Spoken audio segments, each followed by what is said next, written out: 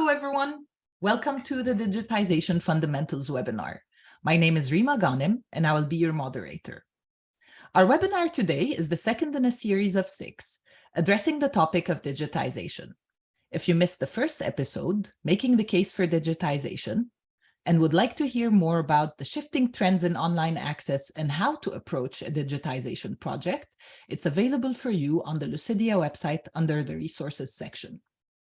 In this webinar today, we will delve into the basics of the digitization process, presenting some of the more technical aspects, may I say, while we address the different tools and proven practices. But before we begin, I would like to introduce our company and our esteemed guest speaker. Lucidia is a software developing company specialized in museum and archival collections management solutions, as well as knowledge management and library automation systems. Our solutions help manage and deliver access to organizational collections and knowledge. Our brands include Sydney, Presto, Argus, Archivera, Eloquent, and Quadrastar, and we serve a broad range of organizations of all sizes and budgets. Presenting this session is archives expert Margot Note. Margot is a certified archivist and records manager. She is a consultant with 20 years of experience in the national and international sectors. Margot is also an author and a popular guest for Lucidia's webinars and Think Clearly blog. Margot, thank you for being with us today. Your practical experience in digital projects is of essence here, and we're looking forward to hearing all about it. Thank you so much. Yes, this is the second part of a digitization series, and I do want to kind of make clear that I'm giving little morsels of information, because I think talking about the technical aspects of digitization could be a like 100 webinar series. So I really want to have everyone who attends this webinar to leave with a little bit of information, a little bit of things to think about, so that when you face your digitization projects, you have some information that you can build upon as you build your skills in the project. So with digitization projects, it's important to understand the basics of the process. We'll talk about that today.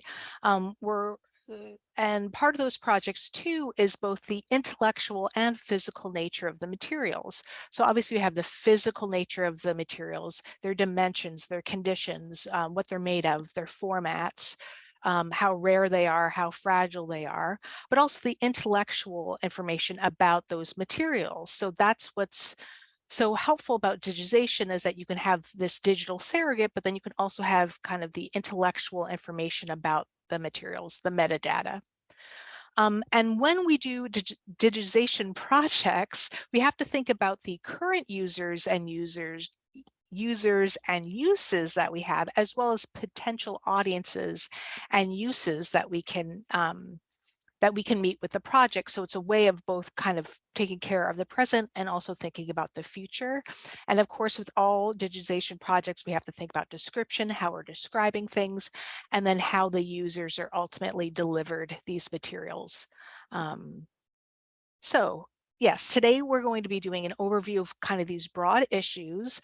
I'm going to be focused specifically on image digitization, because I think that's a piece of the digitization project that I think is most helpful, especially for beginners to know about.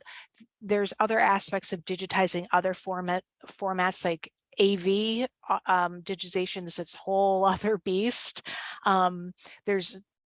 There's a whole slew of different things we can digitize, but I really want to have some focus on the image digitization, because I can go into more detail if I just have a boundary around that. There's a lot of technical nuances, and then I do want to leave you with just enough knowledge. So kind of the Goldilocks approach of not too much information, not too little, but hopefully kind of right in the middle, just the things that you should be aware of. So with digitization projects, there's options that you can choose from, and this is going to, I think, determine obviously the course of your project and what you need to know, but whether or not you do something in-house or with a vendor, it is good to have a kind of the basics and the fundamentals of digitization that you understand. So in-house digitization works for smaller projects, pilot projects. If you already have the equipment like scanners or cameras, if you have a labor force that can digitize, so if you have employees, junior employees, interns, volunteers, graduate students, student workers, an expert like a technician, or let's say you work at an institution that they already have set up a digitization lab or a photographer that can take pictures of things, that's perfect. And the benefit of that is that you gain a lot of the knowledge of the project that's retained within the project. So your project team, even if this is their first digitization effort, they're going to gain a lot of information, and that stays within the organization. But I would say for most projects, I always advise to outsource the digitization. So hiring a vendor, getting an RFP out there, talking to specific vendors in your area that can take on a lot of the heavy lifting of the project. Now that's going to cost money, but you might be able to get grant money to do that. You might be able to make, specific funding for a project. But I always feel like, especially if you're not sure about how to go about a digitization project, hiring a vendor to do that for you is a perfect partnership, because they get to use their expertise to direct you in whatever avenue you take. I should also say too, vendors also have great equipment. So I've seen one particular vendor that I can think of that both does digitization in a lab that they have, but also sells digitization equipment. They have these state-of-the-art, beautiful, huge copy stands that they're digitizing fragile, 15th century Bibles for organizations. So they really have like the state of the art. They have the technicians, they're looking at the type of details that just an average archivist or someone working in a library just won't necessarily have that nuance or that kind of access to both the technical knowledge and the technology. There's also a hybrid method that you could use. So let's say you decide as an organization, okay, we're going to digitize text documents in-house because that's relatively easy to do. It's just a matter of putting something on a scanner and pressing a button. It's the same size. There's no fragile bits that we have to worry about. So all the text documents we're going to do internally, or let's say we're going to digitize things ad hoc. As people request things, we'll digitize things ad hoc. But then also we have a bunch of VHS tapes. And that's a perfect example of something that you want to digitize right away, like right now, because that technology to do the playback of the materials is no longer being manufactured. There's no more VCRs really being manufactured. And you probably most likely won't have whatever you need to do AV digitization. So in that case, you have reel-to-reel photo, reel-to-reel films or VHS tapes, and you hire a vendor to do those types of digitization. And that's a way to kind of balance it out. It doesn't have to be all or nothing. It can be a mix depending on your needs, your funding, your priorities. So I do want to go through some kind of basic information about digitizing. As I said, these are mostly about images or visual aspects, but it is helpful for any type of digital surrogate that you make. So pixels are kind of the equivalent to a photographic grain. It's a grid of picture elements. So think about, you have all these squares and there's information, like each pixel records color and brightness measurements, and then it holds instructions for recreating itself. So there's these little bits of information in these pixels, and then it has information, and then it could replicate the image. But the important part to think about is the structure is a grid, and that grid is really important, as we'll talk about regarding resolution. So there's different methods that you can use to digitize. Cameras are a perfect example of, there's a light sensitive chip that replaces what used to be film. It converts light into electronic impulses, and the more light, the greater the impulse. For certain types of projects, it makes sense to have a camera. If something's fragile and you don't want to like smush it against the glass of a scanner, if it's 3D, if it requires if what you're imaging is kind of bigger than your flatbed scanner, for example. So I can give an example of what would work for a camera. So in my practice, I was helping a family place their materials in the American Heritage Center at in Wyoming, which is like it's an awesome collection, and they are an awesome repository to work with. And before we sent everything off there for the family, because this collection was based on their father, who was a photojournalist, he had a lot of work that were in a magazine from the 60s that's no longer around, that is kind of that beautiful full color magazine spread. And it didn't really, and I should also say the magazines themselves that they had were not in good condition. They were a little musty and crusty. So in that sense, it didn't make any sense to use a flatbed scanner to scan it, because it wouldn't be big enough and it could potentially damage the magazines further. If I did have a scanner that was big enough, I also wanted to get the spread of the magazine. So when you're digitizing, you want to make sure that whatever that digital surrogate that you create is as close to the original look as possible. So when you're looking through a magazine, you're not just looking at one page and then the other page, you're looking at a spread. And so much of his photography, of around the world, all these beautiful scenes were kind of this full color spread. So I was able to digitize those articles for the family with my own little light box, with my own camera. And that was a perfect example of a small digitization project that I needed to do, that was more about kind of capturing the information and capturing the look of the magazines. And it didn't have to be 100% pristine. If something had to be it couldn't be pristine anyway because it was damaged. So that was a solution that I was able to use for that digitization project. Of course, there's also scanners. So, obviously a scanner has a moving head that goes across the item. There's flatbed and film scanners that, basically you have a piece of glass, light that goes through it.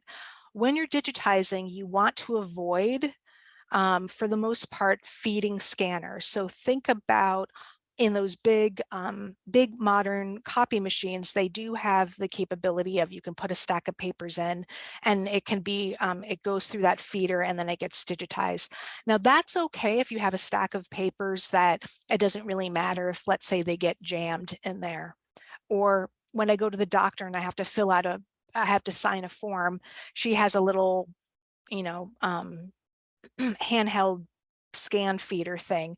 So, I mean, if my document gets damaged in the feeder, I can just recreate it. It's no big deal. Now, if I had a historical document, if I had a letter on onion skin, or I'm thinking about a client that I have right now that has a lot of correspondence from the 1940s, from the former Yugoslavia, very poor quality paper, that's something that we would never put through a feeder scanner because it wouldn't survive.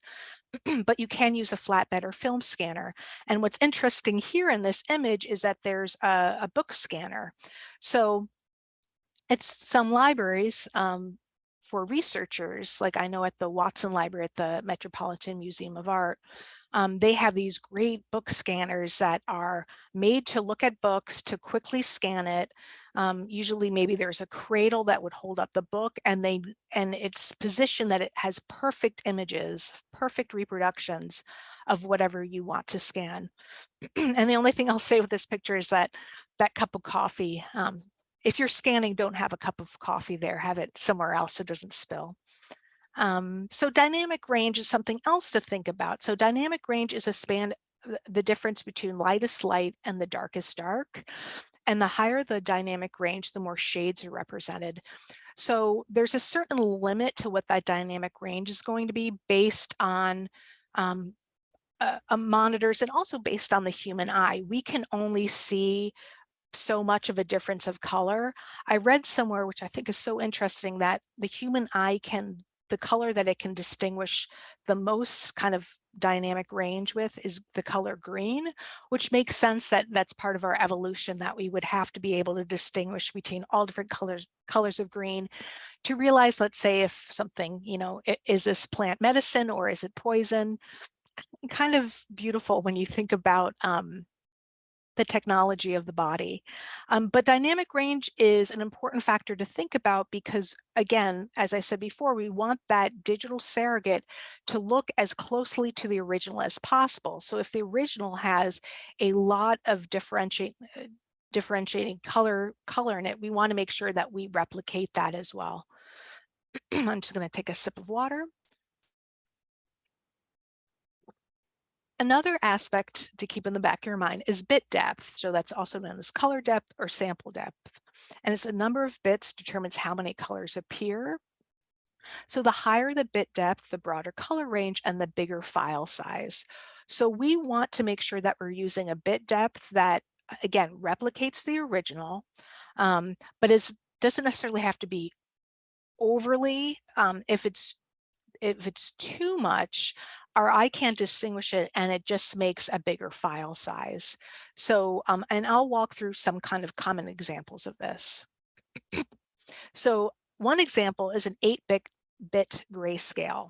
So the 8 bits create 256 shades of gray, and using grayscale makes sense for things like printed text, music manuscripts, hand or typewritten papers, black and white photographs, and graphic arts where color is unimportant. So that's the key, is that let's say you have, this is an example, when I've digitized letters that are, you know, black ink on white paper, but then there was some notes that were written in different colored ink, red ink and blue ink, and that had a significance, and I wanted to capture that difference in color. So typically, if it was just a black and white text document, I would just digitize it grayscale because there's not really much information that we need beyond, you know, white, black, and various shades of gray. But if there's something that you have that has some color in it, we want to, again, have that digital surrogate match that original. So then we would go into 24-bit color. So 24 bits create 6 million colors. And this is the recommendation for archival quality color images. It's also the highest bit depth available on affordable monitors. Now, let's say you're digitizing something that you need the data file to be very big. There's lots of variation that you need to capture it. Maybe you could capture it at a higher bit depth for color, but for the most part, 24-bit color is going to give you that range that works on monitors and works with the human eye. And this is where it gets a little tricky and interesting. So, and this is where it gets a little technical too. So resolution is super important. And this is why, if you've ever encountered this kind of granular images or fuzzy images online, this is because the resolution is too low. So resolution is the quantity of detail described in pixel dimensions. So it could be 4,000 by 5,000. It also is represented in dots per inch or pixels per inch. So dots per inch is simply how many dots of ink are needed for something to be printed out and to be clear, and pixels per inch is the same concept. And as you see in this image from the top, it has kind of a high resolution. There's not that pixelation, but as we go down and the resolution gets lower, then we start to see that grid that I was talking about, what pixels are made of. It becomes more, that structure becomes more clear and it looks really icky and yicky. So the big difference and why resolution matters for digital images is because analog photos have continuous tones, where digital had discrete measurable tones in a grid. So with the analog, let's say it's, I'm looking at these photographs on the screen, they look like maybe they were made with, you know, silver-based photography. So as you get more, if you put a loop in your eye and look at the picture, you might see kind of grains, but it's more continuous. It's really hard to get it really, really grainy unless you go very deep. But then the digital is that there's a grid. And so as the resolution goes lower, the grid can, and the image gets bigger. If the resolution is low, you'll start to get those blocks. So the rule of thumb is you always want to choose high resolution. So as I was saying before, the analog reveals more detail, but a granular picture. A digital is that it reveals the microstructure as the pixels become prominent, and you can always reduce the size of the image, but you can never enlarge. So as you see in these images of the sunflower, the top one is a high resolution or high enough resolution for this PowerPoint or this webinar. You don't really see the microstructure. It looks to the human eye that everything is very clear, like the petals against the sky is very crisp and clear. Whereas the sunflower below, you can start to see that pixelation, those blocks. That's a low resolution. And this is what, and I never do a webinar without kind of telling some stories. So this is what would always trip my colleagues up at one organization that I worked at, that I was working a lot with image collections, is that we would get a lot of photographs in the field, and they were taken by people that were experts in something else. They were not trained photographers. They simply were like, you know, looking at something and taking a picture. It was more for documentation for the report taking, and it made sense for the most part. I mean, they were traveling internationally. Even though we gave them, okay, this is how you should take the pictures, like they didn't really use our rules because they had other things understandably more important than figuring out resolution. But what would happen is that we'd get these great pictures of the work that they were doing, and the organization I worked for wanted to use those images for marketing, for publications, for social media, and they were gorgeous pictures, but they were just really small. And a lot of them, they were so small that if I tried to get them to a usable size, let's say for, if I was able to make them big enough, let's say for a cover of a magazine or a cover of a brochure to ask for money, it would get that pixelation below, and I would try to explain why that was happening and how there's really nothing I could do about it. The image was not useful for those purposes, but it's one of those things that if you're not working with images, you don't really, it's hard to understand. I mean, I work with these images all the time, and some of the technical aspects are extremely hard to understand. All this to say is that when you have the option to digitize at a higher resolution, do so, because you can always reduce the size of the file down without making it pixelated, without showing that grid. But if you have a low resolution, when you try to make it a bigger image, a larger image, you start to see the pixelation and it's ruined. And I'll talk about more specific resolution examples in a moment.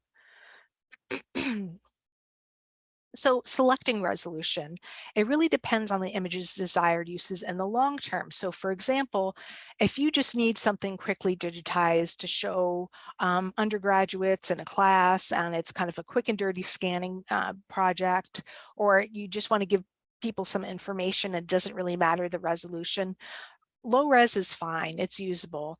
But for digitization, and for a lot of the work that we're doing, especially if we're doing things that are archival, that are historical, we want a high resolution image. So for example, if conservators are looking at a piece of artwork and they're looking at a very high resolution image, they can see the details of the vase that needs fixing, or the crack, or whatever they're looking at. And that's valuable too, the ability to zoom in. I know places like Art Store, for example, have the capability of having beautiful images that as a user, you could really zoom in as close as possible to really see the details of that piece of art. But having worked in a project that digitized things for ArtStore, we had to digitize things at such a high level. We had a vendor and they had a drum scanner that was at the time kind of a big piece of equipment. So we had to get something we knew going in. We selected the resolution going in, knowing that the end product was, okay, we need that zoom capacity for ArtStore. So so it was like asking ArtStore, so what does that mean? What is the minimum viable resolution and sizes do we need for this project? And once we had that information, we could work backwards to tell our vendor what they needed. And so we were able to take slides, not the best looking slides from a while, 80s, 90s, early 2000s that maybe weren't the best as a slide, and they were able to digitize it at such a high level that they now had that capacity. It actually went beyond what the human eye was could look at, like in the slide. It gave a lot of information, but we needed to know that resolution going in, because again, we could always make that resolution and size smaller. We could never make it bigger without pixelation. So common resolutions that you'll see for the most part is 72 ppi or dpi for display. So monitors like this, these images that we're looking at right now might be 72 dpi, I'm not really sure. It makes it so on a monitor, it looks fine.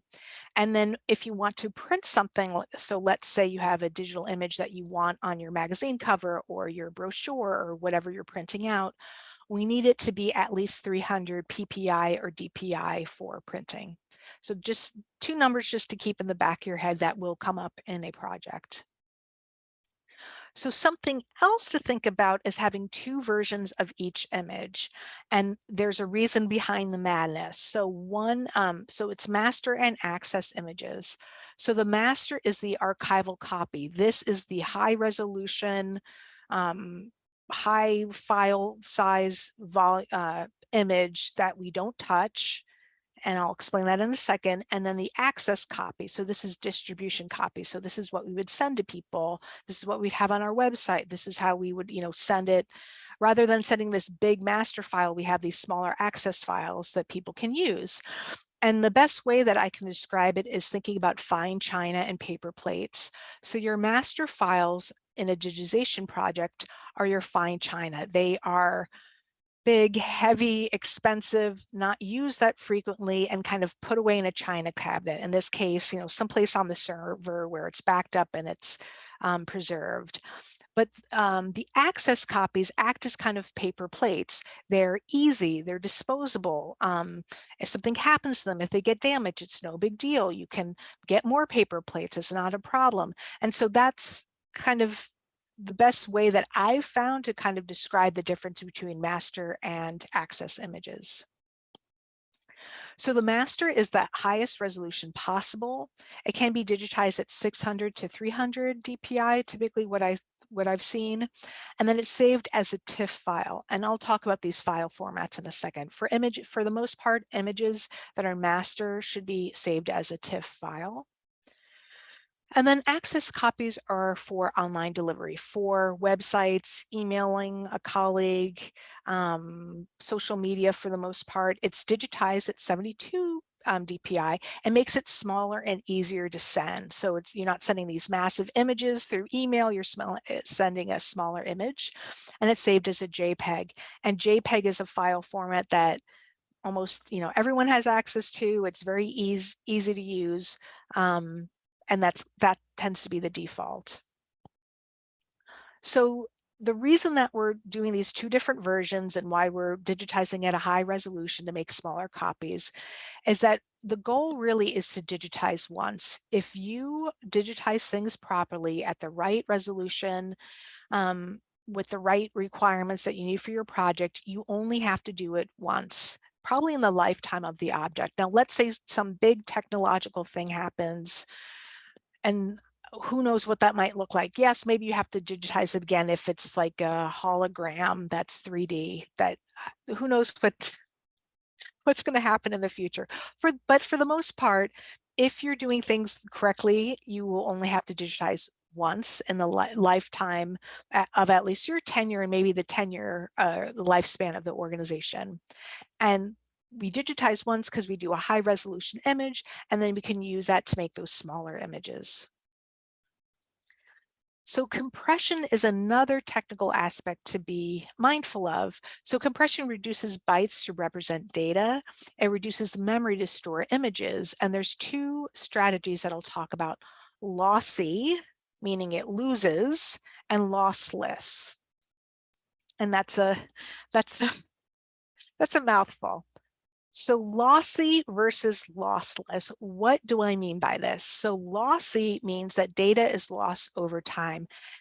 Lossy compression, lossy compression, it's a file that opens up over and over again. It's being used a lot. People are looking at it.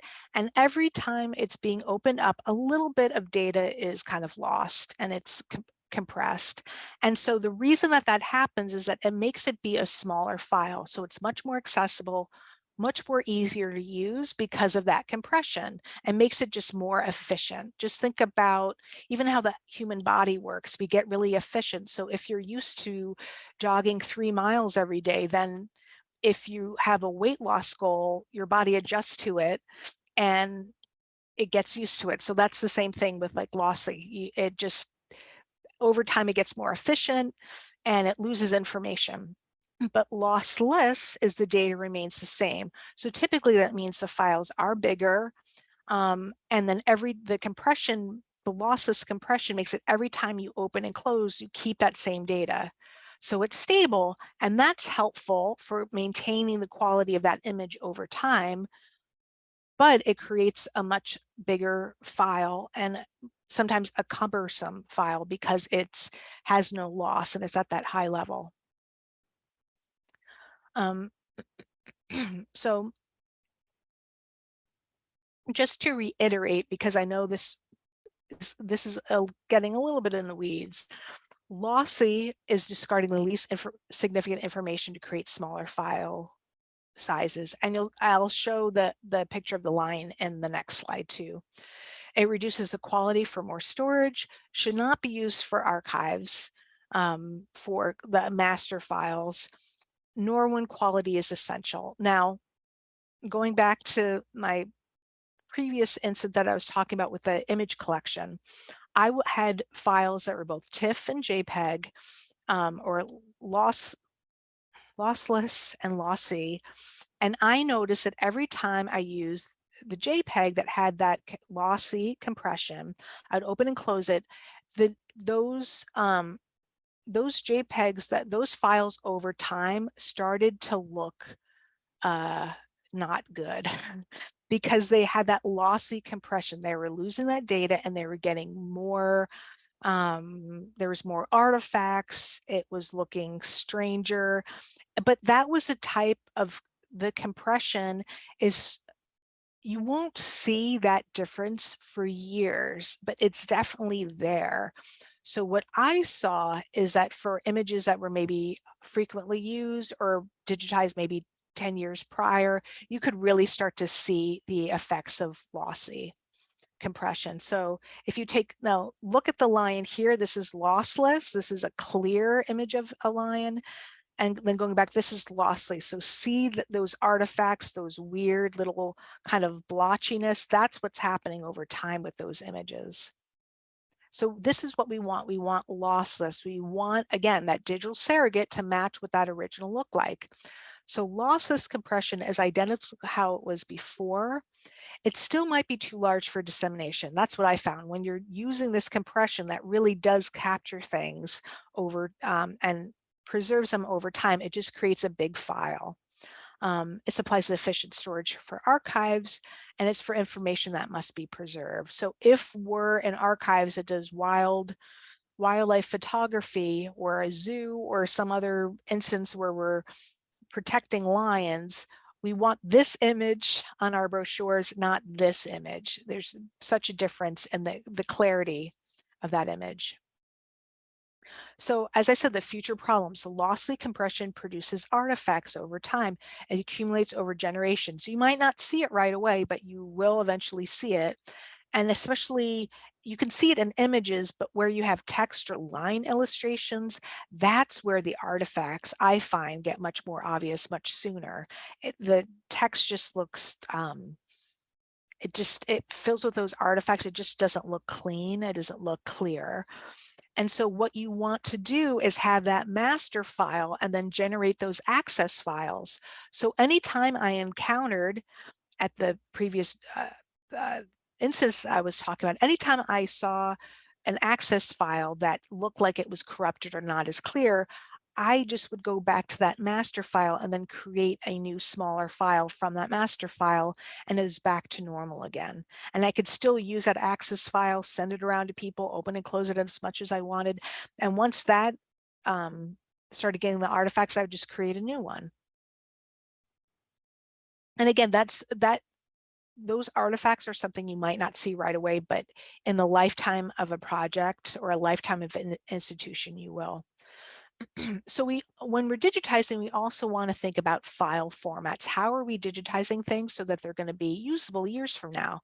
So think about, in 100 years, is Microsoft Word going to be around? I don't know, but I know that I can look at scrolls from thousands of years ago and they're still readable with the human eye. I don't have that computer file format to worry about. So with file formats, we ensure that the data is stored so other systems can access the files. It provides the maximum reuse of images because people can access them, they can preserve them. You want to consider the long-term usefulness and accessibility, and we want to choose non-proprietary standards. So we don't want to use, like for example, iPhone. Sometimes when I take images on iPhone, it's some weird proprietary image from Apple or whoever's creating it, and then I have to use, something, I have to use some file generator to get it into to the file format of a JPEG. And I'll talk about the file formats that you should use for images, but also be aware that for the most part, a lot of these file formats are kind of agreed upon with most people. It's interesting kind of going back to audio digitization. There is some kind of different rules of thumb regarding what preferences organizations or repositories want for different audio files. And I think there's kind of 3 major ones, or at least 2 major ones. And it's interesting to see in time, will those file formats all consolidate into one, for example, or will there be one file format for audio files that are preservation worthy? I'm interested to see what happens later on. So, sorry, when I talk too much, I get a little gravelly. So for recommendations for image files, I would recommend using TIFFs and JPEGs. And again, going back to that idea of 2 versions of each image. The TIFF is the master file and the JPEG is the access file. So the reason why TIFF is the master file is that it's lossless. So when the compression it uses does not lose data. And that's that big file, that big TIFF file, that fine china that you put in your server that you can generate the access files from. And then you also want to do JPEG. So that's lossly format, and it gives you access copies. And I should say, ideally you want to digitize things as a TIFF and then generate JPEGs from that TIFF. I found sometimes if things have been digitized, like this is a good example. I had a private client and they used one of the, I think it's a national organization, like one of the national companies that does like, we can digitize your family photos, like that type of organization. And so the clientele for that organization was kind of everyday folks. I mean, these are non-archivists, these are not repositories, these are kind of, I want to digitize Mima and Peepaw's archives, for example, like their family papers. And what I noticed with this client, variety of things, but that the vendor only digitized in JPEG, and which is, I think, is fine. It would serve, like, I think it would be too complicated for them to explain why you need two different versions. And for the most part, the average person doesn't have a software to open a TIFF. Like, you need something like Photoshop. So I understand where the company was coming from, where they didn't bother to do that step, to do those master files. But I said to my client, once I saw those digitized files, I was like, well, ethically, I feel like I should make TIFFs for you, even though you're never going to look at these TIFFs. I just feel like over time, this is the best course of action, just to have another backup copy of the images in a lossless compression format. And my client, who was so awesome, was like, I have no idea what you're saying, but if you suggest doing it, please do. So that was, for me, it was just a matter of, I took the JPEGs and I was able to use Adobe Bridge just to automate it. I just set it to go through everything. It was time to kind of set up those automations, but it is very quick to change formats. But ideally, you'd want to start with a TIFF and then generate JPEGs from that TIFF. But you can also, if you have JPEGs and that's all you have, you can make TIFFs and then have smaller JPEGs. So all that being said, I know that was a lot of information. I try not to get too technical because, that it can kind of, I definitely want to have that Goldilocks perspective, certain things just to keep in the back of your mind as you're planning a digitization project. But I do want to say, digitization, it obviously provides access and preservation. It gives you physical and intellectual control. I think the real benefit of learning these things and managing a digitization project, whether it's in-house, whether it's with a vendor, whether it's a hybrid, or any way that you kind of sort it out, it really helps with the planning and the decision making. The scanning or whatever, using the camera, that piece, I think, is almost the simpler part.